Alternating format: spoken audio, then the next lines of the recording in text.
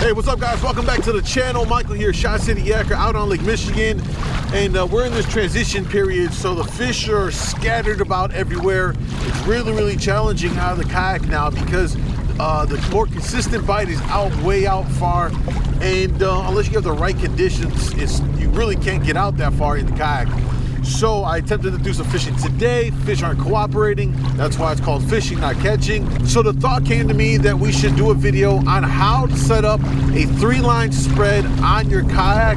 There is a method to the madness here, and a lot of you guys are ready to take your kayak fishing game on Lake Michigan to the next step. Well, this would be the way to do it. Now you have to excuse me. Hopefully the audio is being caught because the wind is coming right into my face. So fingers crossed we got good audio. But let's talk a little bit about how we're gonna set out these lines. Similar to a boat where you're gonna have your higher riding presentations in the water column out on your sides, and your deeper presentations like your downrigger down the middle behind the boat. That's what we're gonna do here on the kayak. We wanna get our higher lines. They're gonna go out and be fished, higher in the water column, out into the sides, and that's where planer boards come into play here.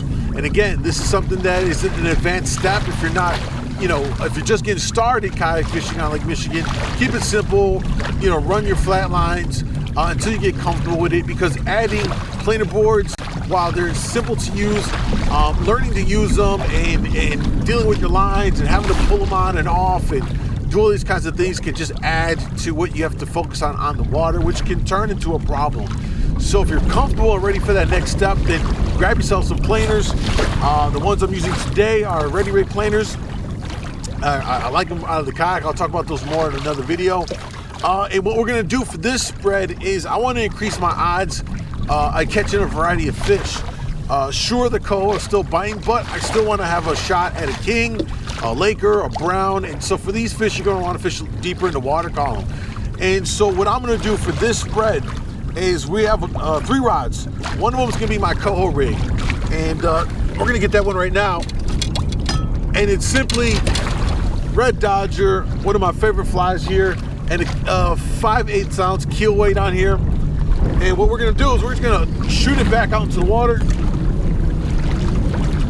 and we're going to let it out, I don't know, 40 feet or so. Because remember, we're really working this higher in the water column where a coho will tend to be.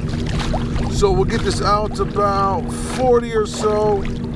That'll get us a couple feet down into the water.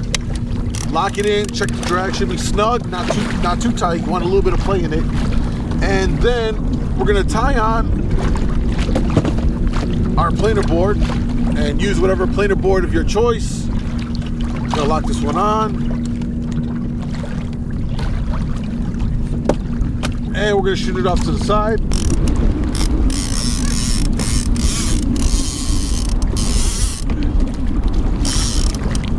And you can let out as much line as you want, depending on how far you want it away from the kayak.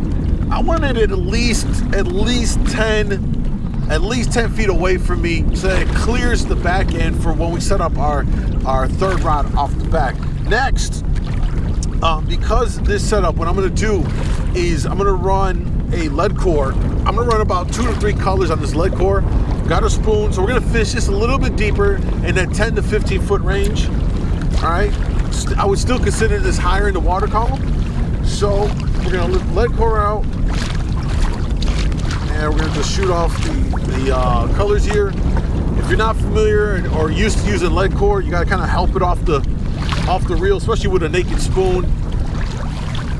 So we're gonna push this off, and we're gonna go here for about, we'll go for 2 colors of lead core. So we got red is out, the next color is purple, so we don't have to use a line counter for this, because you're going off the colors of the lead core. And as a rule of thumb, each color of lead core gets you down about 5 feet roughly. So we're looking to get this about 10 feet down. And we'll get this out, and now we start to see the different color. The blue comes out.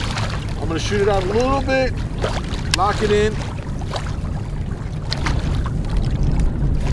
And we're gonna do the same thing. We're gonna put this on a planer. So we're gonna get this away from the kayak as well.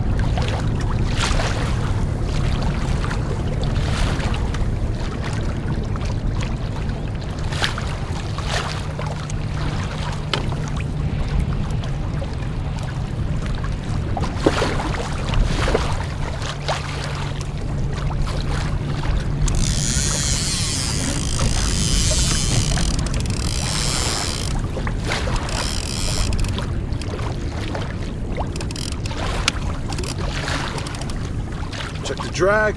Okay, at this point, we've got 2 of our rods out. Kind of easy. We got them spread out about 10 feet or plus on each side.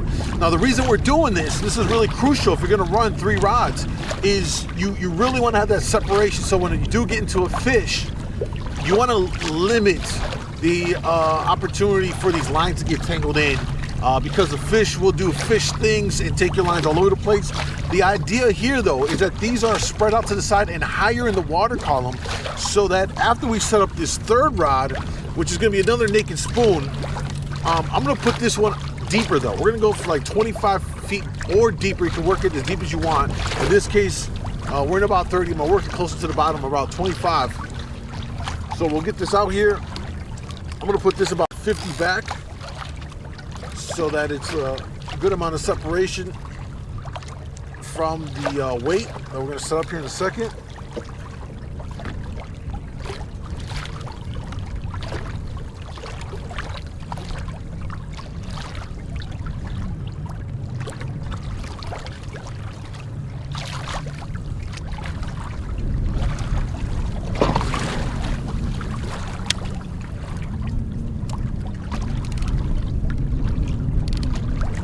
All right, so we got the line out about 50 feet back. Now we're gonna clip on the torpedo weight, which is, in my opinion, the best way to get depth out of the kayak. Maybe we'll talk about it in a future video, why you should use these over a downrigger, in my opinion, right? We're gonna tie this on, pinch it in there, and now what we're gonna do is, we know that the line is 50 feet back. I'm gonna reel it up and I'm gonna reset the counter. The reason I'm doing this is because I wanna know how deep my torpedo is going. So I reset the counter. I already know that it's 50 feet back there. That's just locked into my memory. Now I can work with the line counter to know exactly how deep I'm getting it down to. So simply just gonna let it run out.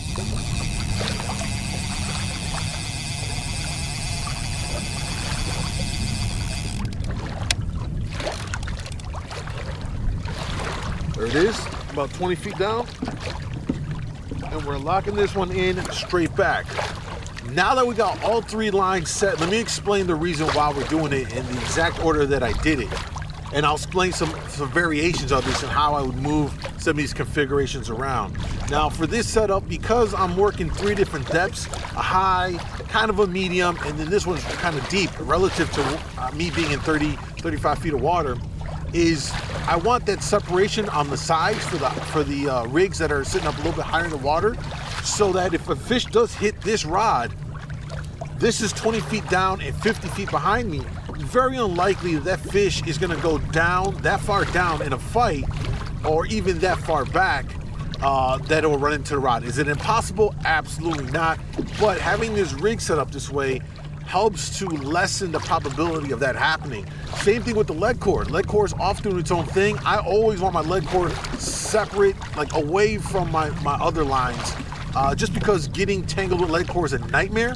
So that's why I set it off on its own and put it on the planer board off to my right, in a way. And because now when I do hook into something, it's pretty much on its own. There's really a small chance that it's gonna tie into the rod off the straight off the back. And finally, the reason why we go with the weighted torpedo down the middle, because it is our deepest rig setup. The idea here is that if we do hook up and we do start finding fish, we can still theoretically continue to troll, leave the lines in the water, and fight this fish, as it would more than likely still be behind us, fighting behind us. You got to keep a lot of boat control so you can keep the fish behind you. so that it doesn't swim off into your other lines.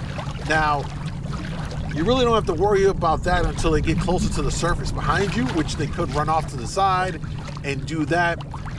But the chances of this happening are a lot less when you have your line spread out both kind of on the X and Y axes in water, right? We're talking about horizontal distance and vertical distance. We got a good spread here, and this will allow you to be more effective fishing, more lines in the water here.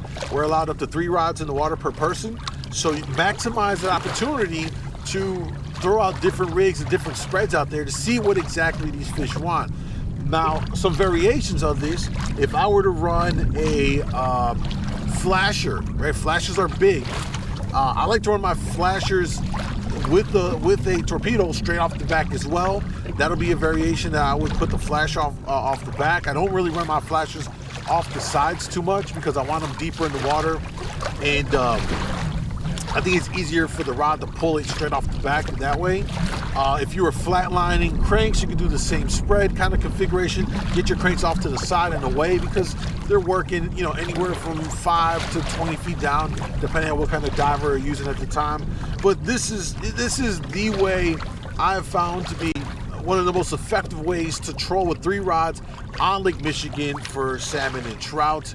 And hopefully this helps you get out here, elevate your game to the next level, because this is more of an advanced technique here. Again, if you're new to kayak fishing on Lake Michigan, I don't suggest you run into this right away.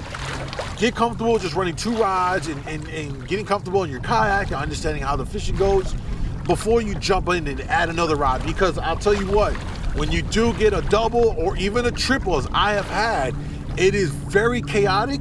It is very exciting. Your adrenaline does pump, but that is a prime opportunity for errors to be made and for something bad to happen, which I hope never happens to you guys, but you do have to plan for it. So just be aware of that, all right? Thank you guys so much for watching. If you found this video useful, make sure you drop a like on it, subscribe to the channel for more videos, and make sure you check out my Amazon store for all the gear that I have, as well as consider becoming a member or supporting on Patreon. You get my in-depth, detailed fishing reports, access to my Facebook private Lake Michigan kayak fishing group, and so much more. Everything's in the description below, guys. Take care. We'll see you soon. Peace, y'all.